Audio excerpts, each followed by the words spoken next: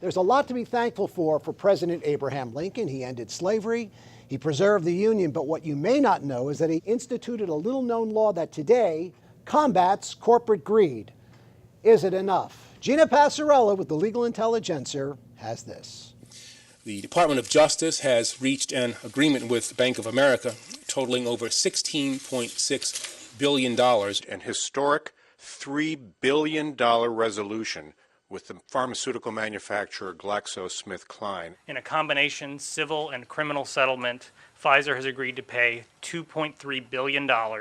Some of today's largest corporations are being hit with historic fines and settlements, based on an idea by our 16th president.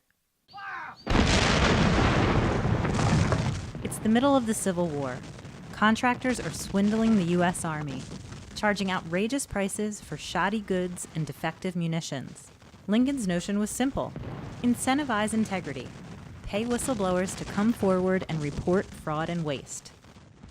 150 years later, the False Claims Act, also known as the Lincoln Law, is alive and well. And it's created a unique alliance in the law. Private civil trial lawyers representing whistleblowers try to get U.S. attorneys to take their case. Yes, the government in many of the instances, not all instances, but in many instances, prosecutes the claim. But the role of the trial lawyer is essential in marshaling the facts and in bringing the case to the government. If that happens, corporate defense counsel know they have their work cut out for them. That means the resource and the prestige of the government is behind the investigation and the settlement negotiations. I mean, all things being equal, you want to persuade both the government and the whistleblower to drop the case, but second best, persuade the government not to intervene. False claims settlements over the past 5 years are staggering. But to some, the fact that there's not more than big dollar fines to show is disturbing. I am concerned that the size of some of these institutions becomes so large that it does become difficult for us to prosecute them.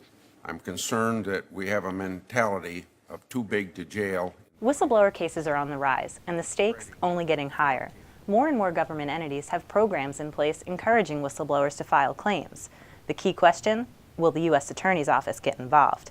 Plaintiffs' lawyers sure hope they do, but for the defense, the game is all about getting the government to back off of trying their case. Sometimes who gets the better deal might depend on which lawyer has the ear of the U.S. Attorney's Office. For the American Law Journal, I'm Gina Passarella.